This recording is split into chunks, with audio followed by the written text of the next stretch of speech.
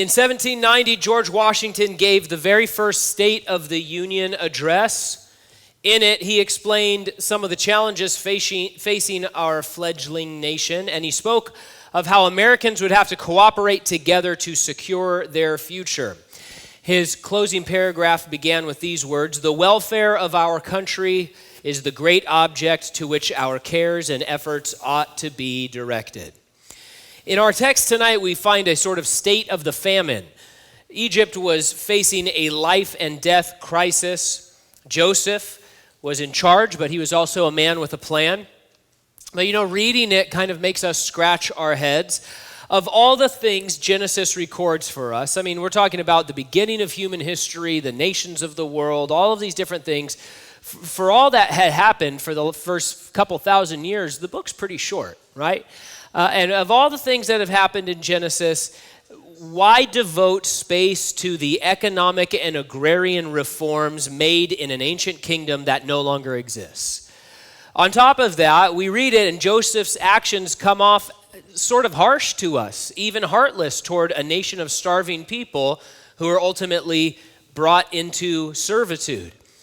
And then as we consider the longer-term ramifications of the system he established here, we realize that this consolidation of power would eventually lead to the enslavement of God's people for 400 years. It was made possible because of the system of centralized government that he establishes here. So what's going on here?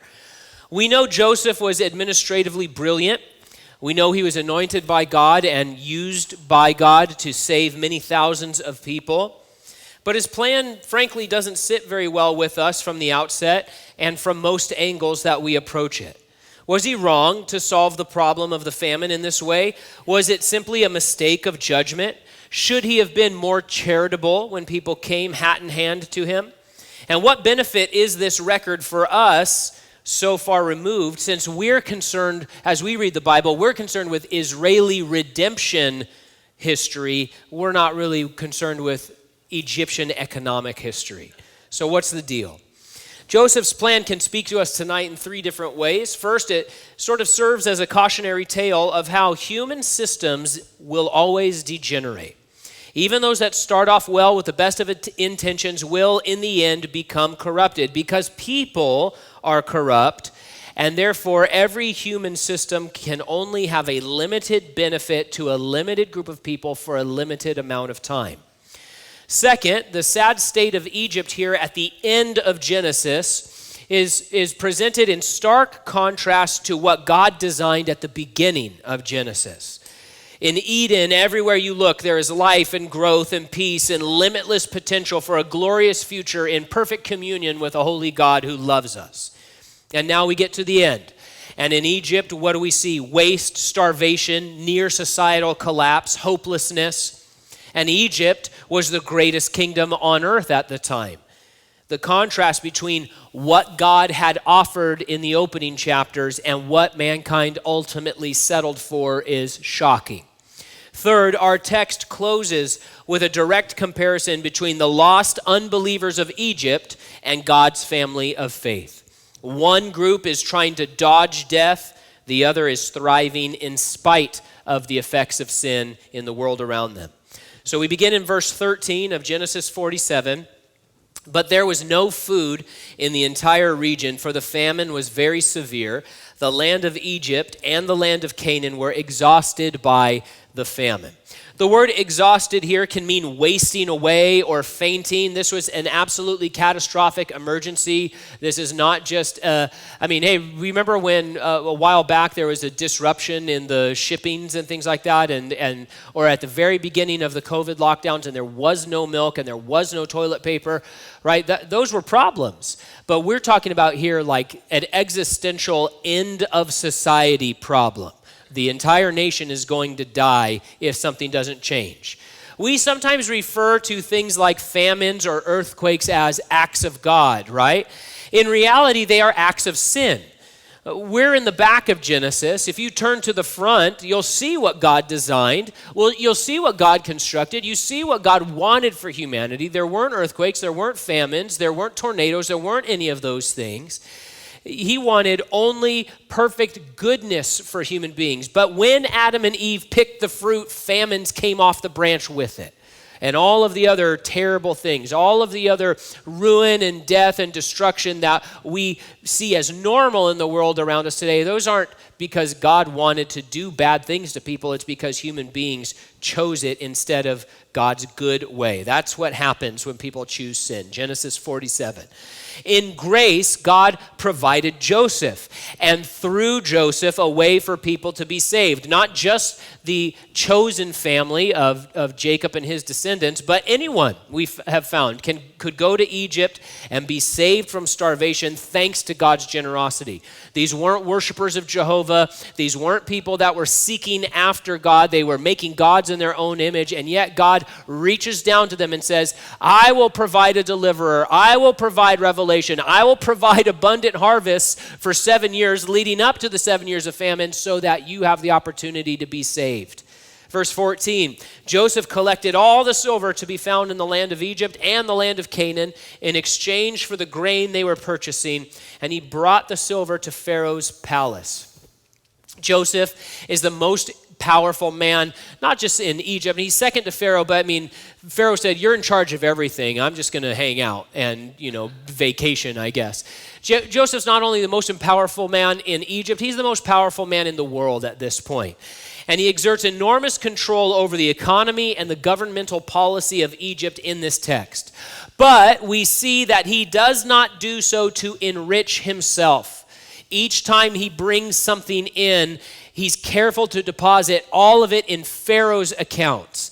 All the silver goes to Pharaoh's treasuries. All of the animals, all of these different things, they go to Pharaoh. No insider deals for himself. Imagine that. Modern readers might tend to think, okay, but he should have just given the grain away for free. That's what we expect, right? That's what is normal for us from our governments, we think, right? When a disaster happens, the government shows up and they say in front of cameras, we're going to spend $10 billion, right, to alleviate the damage done by this hurricane or this fire or this tornado. Of course, you follow up on that, and regular people never seem to actually see any of that money, do they? But this is something that the governments of the world today say they do. Well, we'll just give all this money away. In July of 2022, Bloomberg published an article titled, How Much COVID Relief Was Stolen? No One Really Knows. And in it, they write this: hundreds of billions of dollars were likely siphoned off of aid programs, and they called it wasted money on a historic scale. So we're used to that. So on the one hand, we're like, well, the government should just come in and just give the grain to all of the people. At the same time, we understand that, well, our government says they do that, but does it really end up happening? No, not really. So that kind of corruption and siphoning off wasn't happening under Joseph's watch because Joseph was a man with godly integrity. It's not that he had a better system. It's that he had personal integrity. He was a godly man.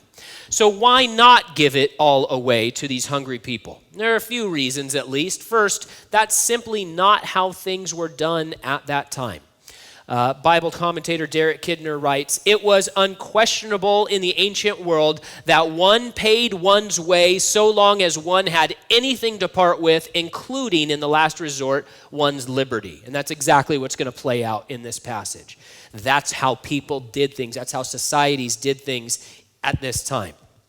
Another reason why it would have been potentially unwise for Joseph to simply give away all the grain is that, number one, the grain would have run out too quickly, and then number two, undoubtedly a black market would have sprung up where profiteers would overcharge other refugees and set up the system. We see this happen again and again and again in situations like this. Joseph also had to plan past the famine. You see, the problem he was solving was not just people are hungry today.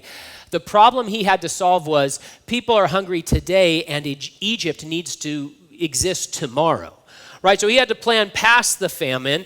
Egypt would need to sustain longer than the 7 years of lack. Kenneth Matthews writes, what Joseph established not only saved the people from starvation, but also provided a system whereby they could live securely once the famine abated.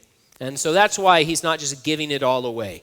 Verse 15, when the silver from the land of Egypt and the land of Canaan was gone, all the Egyptians came to Joseph and said, give us food. Why should we die here in front of you? The silver is gone.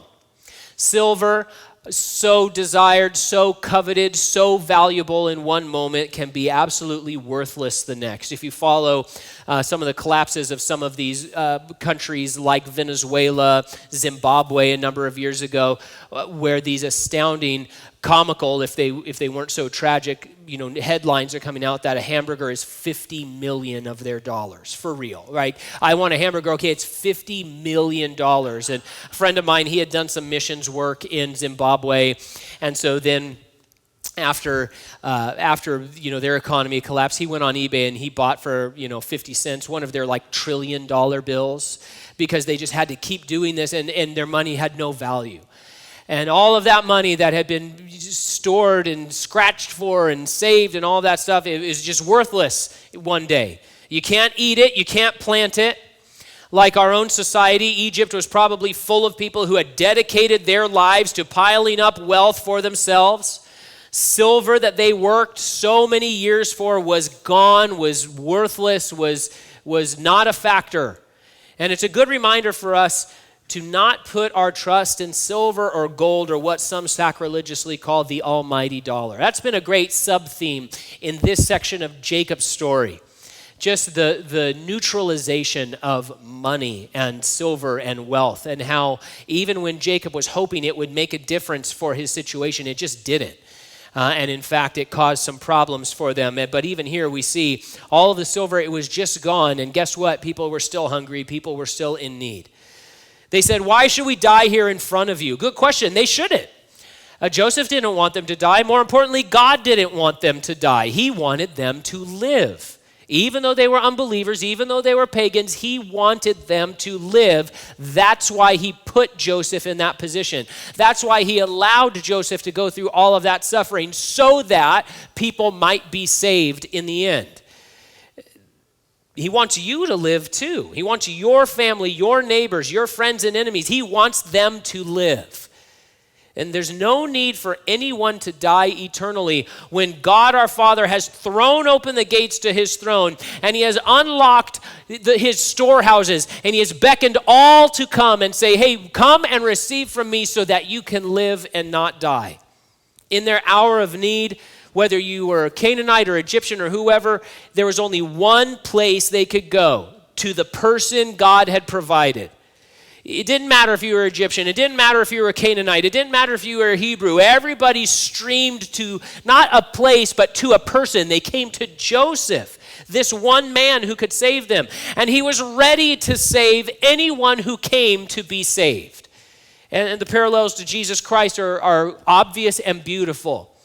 You can come from any corner of the world. You can come from any walk of life. You can come with any level of need. And he says, come, the storehouses are ready. I will distribute to you freely. If you will give yourself to me, I will give myself to you. Verse 16 says, but Joseph said, give me your livestock. Since the silver is gone, I'll give you food in exchange for your livestock.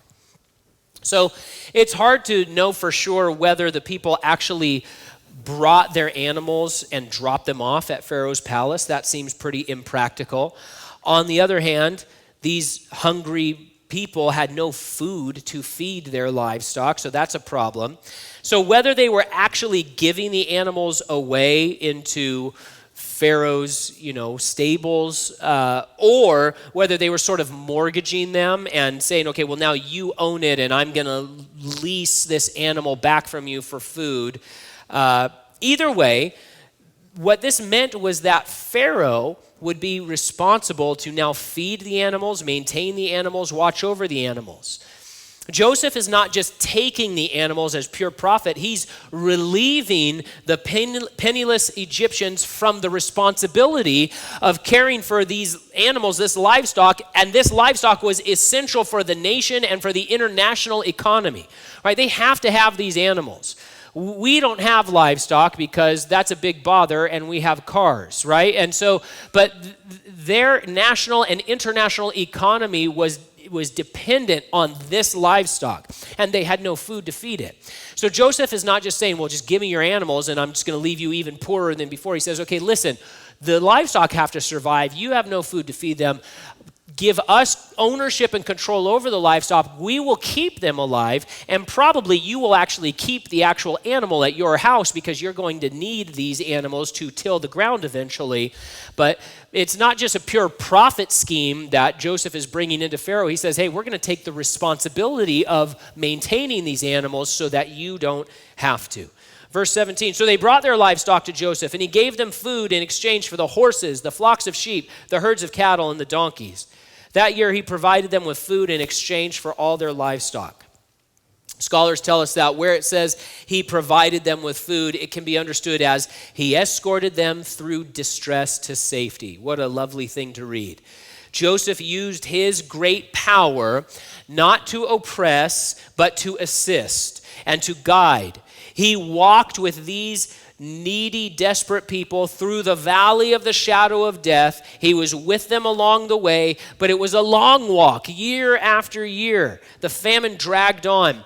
And as it dragged on, not only was it a long walk, but we realized that Joseph had to shoulder more and more and more responsibility, more weight as more and more people became hungrier and hungrier. And he says, okay, and he's having to manage, okay, are the storehouses enough? And our Lord, his storehouses never run out, of course.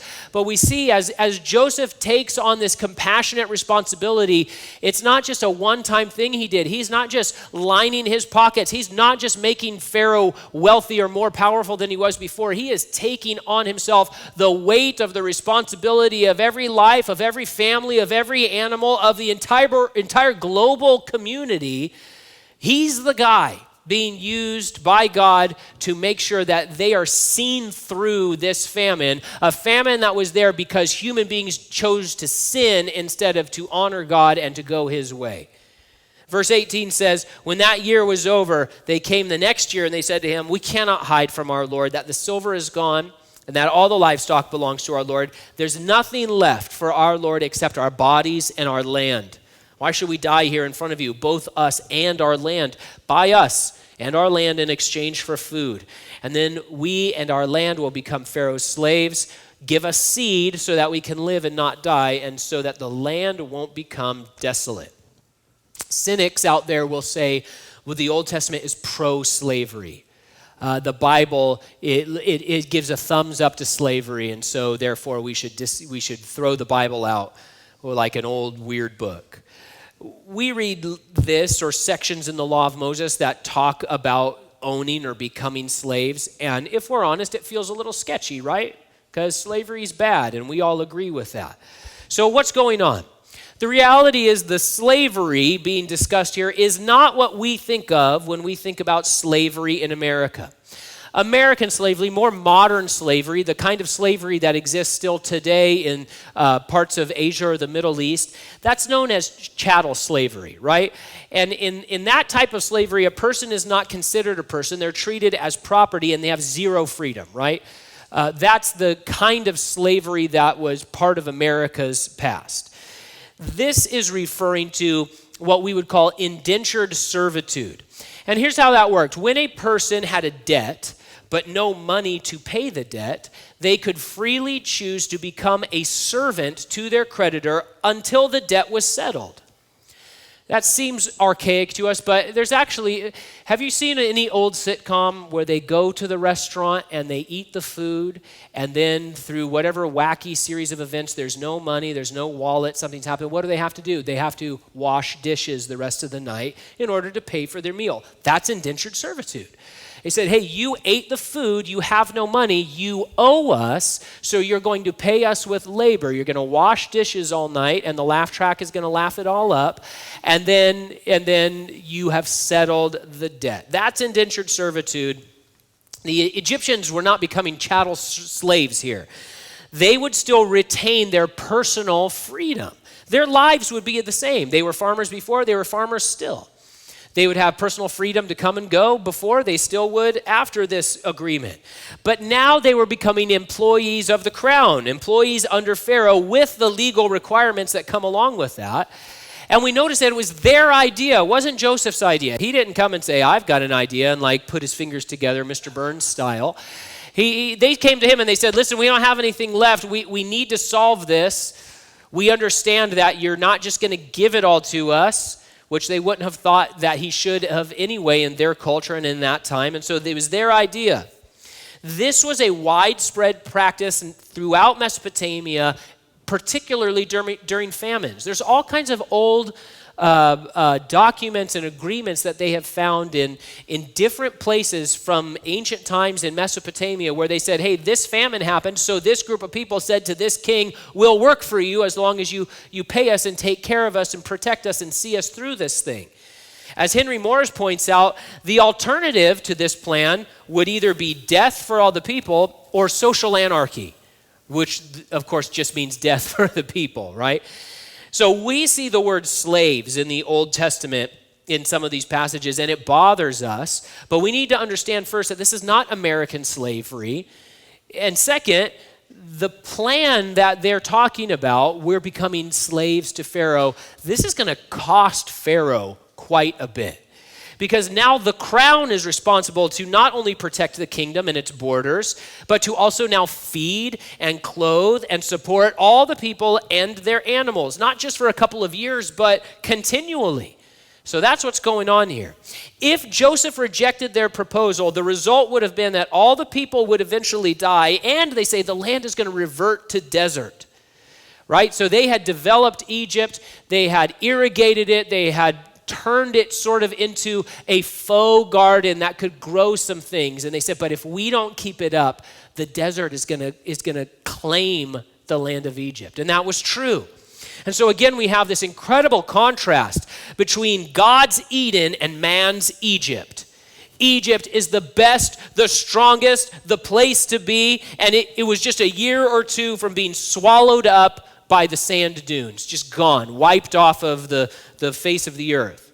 Meanwhile, God has wanted Eden for us this whole time. That's what God wanted. What did God want for humanity? He wanted Eden, where everywhere you look, it's green. Everywhere you look is growing. Every tree is bearing fruit, thousands upon thousands of trees, and you're hanging out with animals, and you're doing all this incredible stuff. That's what God wanted. But we failed as the human race. That's what sin did. We remember back in Genesis 2, the Lord, he put Adam and Eve in the garden, and he said to Adam, what he wanted him to do was to work the garden and to watch over it. Right? He says, you have dominion. That's your job. I'm going to partner with you and we're going to commune together. But your job, Adam, is to work this beautiful, good garden and to watch over it. And now we fast forward a few generations later, and what do we see at the back of the book? What has man accomplished? We can barely keep God's good creation from being completely ruined because of the sin that we introduced into the cosmos. Notice they not only ask for food, but they also ask for seed. This is great. They believe that Joseph was right when he said the famine would end. So he's not just an ATM to them. They're not just going and saying, you have stuff, give us stuff. They say, okay, Joseph, we believe you. You were right that there was going to be 7 abundant years. You were right that there are 7 hard years. And we believe that those years are going to come to an end. And so don't just give us grain to eat, give us seed to plant, because we're coming to the end of this thing and we're going to see a crop after those 7 years end. They had that hope only because God had revealed it to them. Joseph didn't show up and say, I know what's happening. The people of Egypt said, we heard you can interpret dreams. And he says, I can only tell you what God says.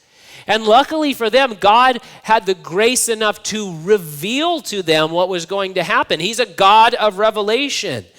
But they did believe that revelation. And so they hung the weight of their lives on Joseph and by extension, God's grace and what he had revealed. Verse 20, in this way, Joseph acquired all the land in Egypt from Pharaoh because every Egyptian sold his field. Since the famine was so severe for them, the land became Pharaoh's, and Joseph made the people servants from one end of Egypt to the other. Now, your version may say that Joseph moved the people all into cities from one end of Egypt to another. The truth is, the Hebrew words are very similar. Septuagint has it one way, the Hebrew Bible has it another way. And I'm not a linguist, but one linguist shows it in the book. He says, here's what the Hebrew looks like, the one way, and here's what it would look like the other way. And there's just two very small characters difference somehow between those phrases. So scholars aren't exactly sure. It's possible that Joseph brought the people temporarily into distribution centers, or it's possible that he removed people from their hereditary land and relocated them to make this transition easier. The transition was, you don't own land anymore, Pharaoh does. And so some scholars think maybe he said, so you don't live at your family property anymore, you live over here, just to help smooth that over. Some think he moved workers into the cities and then they commuted to farms. We aren't sure. What's clear is that farming was still happening. They didn't suddenly say, well, we don't farm anymore, we all are just city people now. They were still going to farm, but now it was going to be a tenant farming situation. Verse 22, only the land of the priests he did not buy, for the priests had rations allotted to them by Pharaoh, and they ate their rations, which Pharaoh gave them. Therefore, they did not sell their land.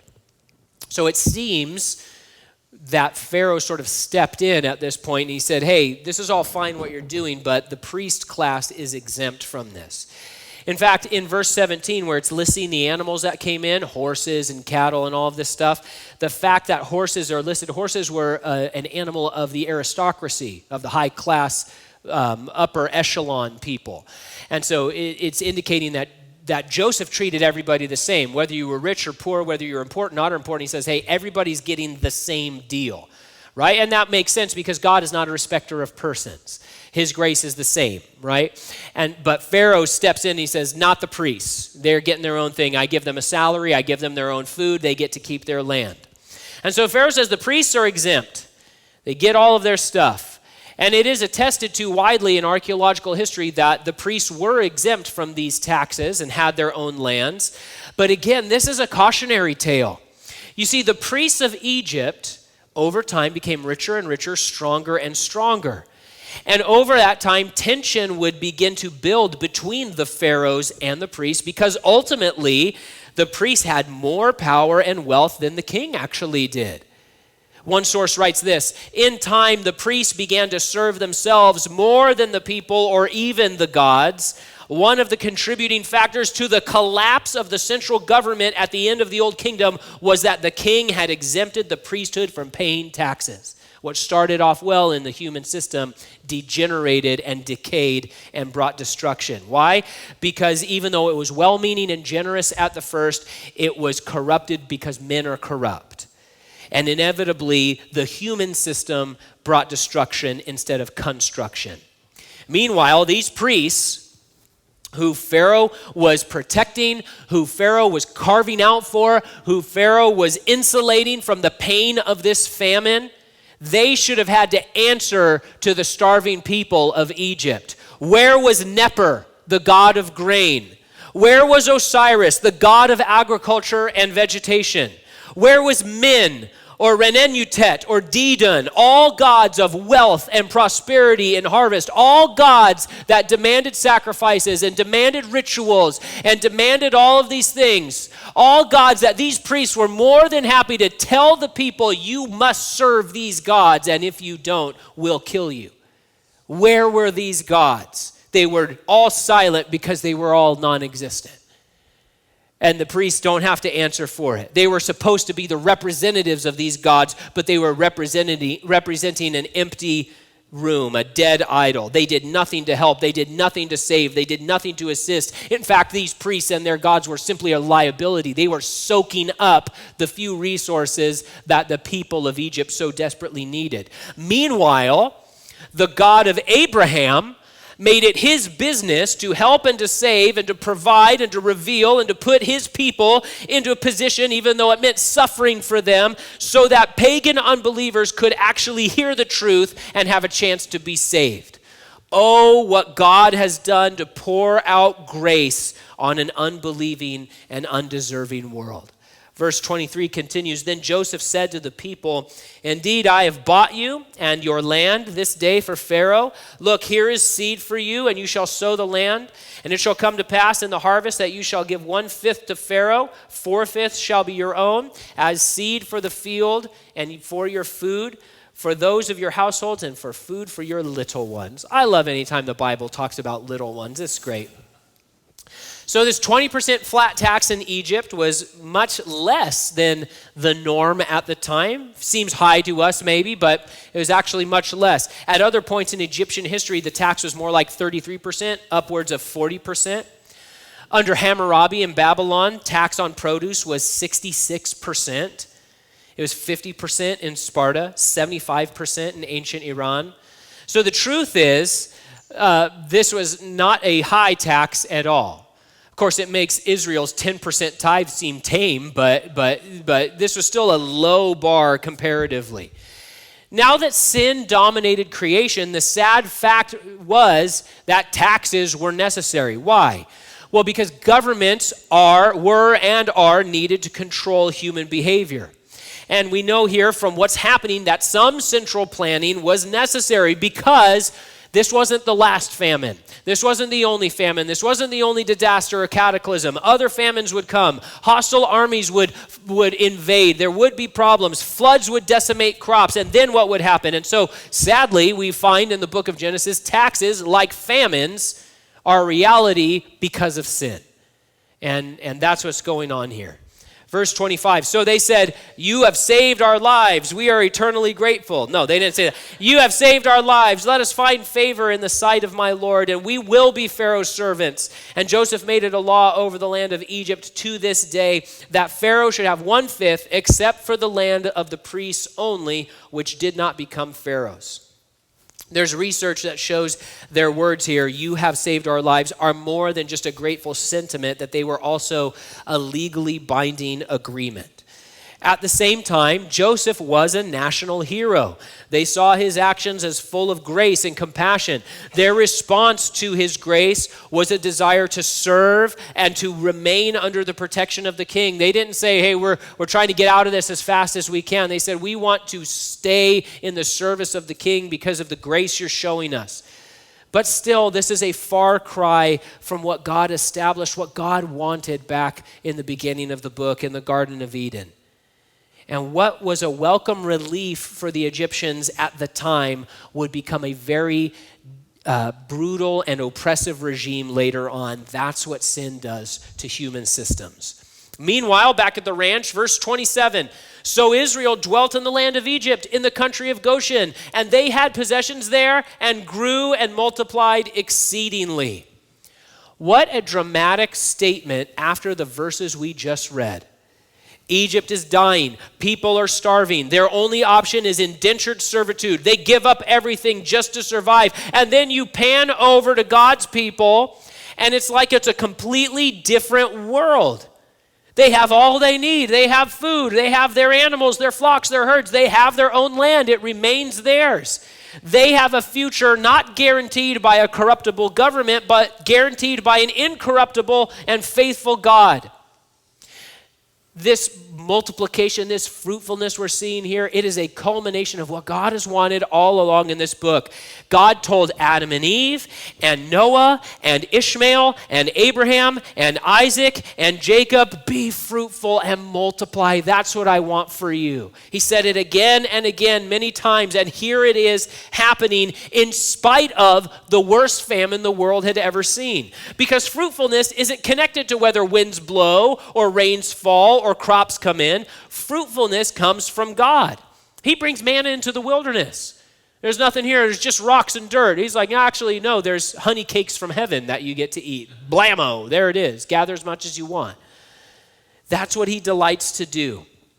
At the same time, Bible commentator Eugene Roop points out, when we compare Israel to Egypt in this dramatic scene, God's people don't quite fit in with what's going on, do they?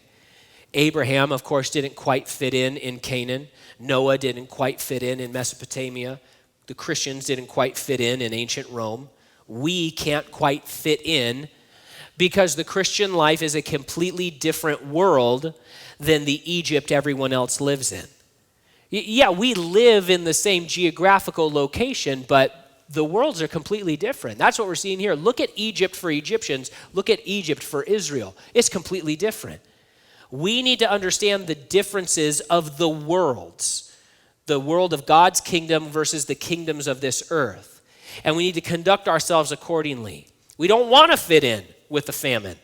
We want to enjoy the full fruitfulness of God by being in the place he's placed us, following his leading, abiding by his boundaries, trusting in his provision day by day, knowing he is with us no matter what.